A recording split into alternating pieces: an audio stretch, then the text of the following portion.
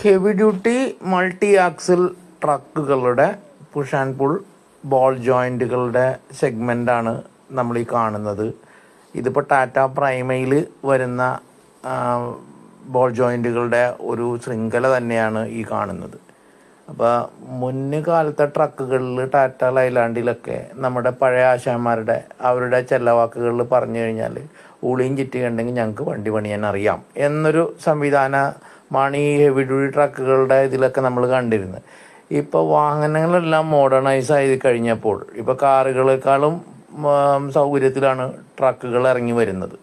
അതെല്ലാം വളരെ നല്ല കാര്യം തന്നെ. പക്ഷെ അതോടൊപ്പം തന്നെ അതിൻ്റെ ഈ തരം ബോൾ ജോയിൻറ്റുകൾ വരുന്ന ആമുകൾ ഊരിയെടുക്കുന്നത് ഒരു ഹിമാലയൻ ടാസ്ക്കാണ് എന്ന് പൊതുവെ നമ്മുടെ ടെക്നീഷ്യന്മാർ പറഞ്ഞ് കേൾക്കുന്നുണ്ട്. എനിക്കതിനെപ്പറ്റി വലിയ ധാരണയൊന്നുമില്ല. കാരണം ഇത് പുല്ലുപോലെ അഴിച്ചെടുക്കുന്ന ടെക്നീഷ്യന്മാർ നമ്മുടെ ഇടയിൽ ഉണ്ടാകാം. എങ്കിലും ചിലരെങ്കിലും സീനിയർ ആശാന്മാരായാലും ജൂനിയർ ആശാന്മാരായാലും എല്ലാം നമ്മളോട് ഇതിൻ്റെ ഒരു എൻക്വയറി നൽകാറുണ്ടായിരുന്നു. ഭാരത് ബെൻസിന് വേണ്ടിയിട്ട് നമ്മൾ ചില ടെക്നീഷ്യന്മാർക്ക് വേണ്ടിയിട്ട് നമ്മൾ ഇതിൻ്റെ പലതരം പുള്ളറുകൾ സെറ്റ് ചെയ്ത് കൊടുക്കുന്നുണ്ട്. പക്ഷേ ടാറ്റയിലേക്ക് വന്നു കഴിഞ്ഞപ്പോഴേക്കും ലൈലൻഡിലേക്ക് വന്നു കഴിയുമ്പോൾ നമുക്ക് ഇതിൻ്റെ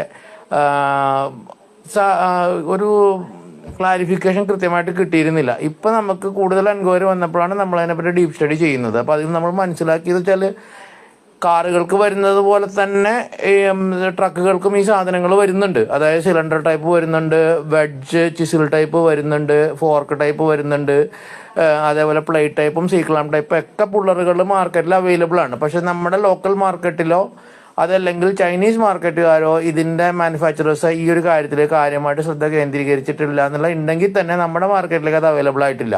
പക്ഷേ ടോപ്പ് ടൂൾ തുടങ്ങിയ കിങ്ടോണി, ടോപ്പ് ടൂൾ, ഫോഴ്സ് തുടങ്ങിയ ബ്രാൻഡുകൾക്കും പിന്നെ നമ്മുടെ ജർമ്മൻ ബ്രാൻഡുകൾക്കും US ബ്രാൻഡുകൾക്കൊക്കെ ഇതുണ്ട്.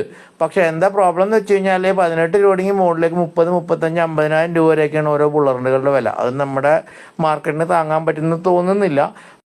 പറഞ്ഞു വരുന്നത് എന്താണെന്ന് വെച്ച് കഴിഞ്ഞാൽ ഇത്തരം ടൂളുകൾക്ക് ജെന്യുവൻ റിക്വയർമെൻ്റ് ഉള്ള ആരെങ്കിലും ഉണ്ടെങ്കിൽ നിങ്ങൾക്ക് കമൻ്റ് ഇട്ട് അറിയിക്കാവുന്നതാണ്. അതുപോലെ തന്നെ നമ്മൾ പണ്ട് കാലങ്ങളിൽ ചെയ്തതുപോലെയൊന്നുമല്ല ഇനിയുള്ള കാലത്ത് നമുക്ക് തൊഴിലാളികളൊക്കെ വളരെ കുറഞ്ഞു വരുന്നുണ്ട്. നമുക്ക് എല്ലാ എക്യുപ്മെൻറ്റ്സ് ഉണ്ടെങ്കിലാണ് നമുക്ക് ആയാസരഹിതമായിട്ട് വാഹനങ്ങൾ പണിത് കൊടുക്കാൻ സാധിക്കുള്ളൂ.